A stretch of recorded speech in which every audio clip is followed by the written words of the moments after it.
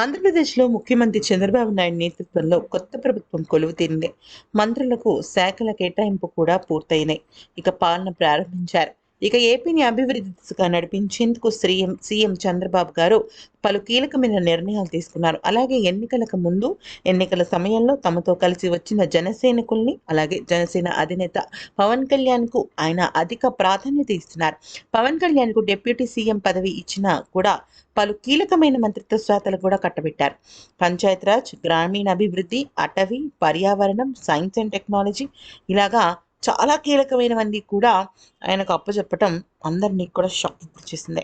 ఇక ప్రభుత్వ కార్యక్రమాల్లో అలాగే ఆఫీసుల్లో ముఖ్యమంత్రి చంద్రబాబు ఫోటోతో పాటు డిప్యూటీ సీఎం అయిన పవన్ కళ్యాణ్ ఫోటోలు కూడా ఉండాలని ఆదేశిస్తూ సోషల్ మీడియాలో పోస్టులు వైరల్ అవుతున్నాయి.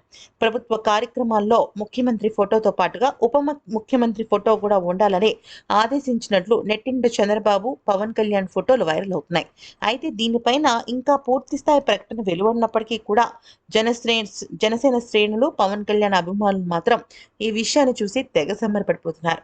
అయితే ఈ ఫోటో అక్కడి నుంచి అంటే ఆ సెక్రటరియట్ నుంచే వచ్చిందని, ఇది ఆల్మోస్ట్ కన్ఫర్మ్ అని తెలుస్తోంది.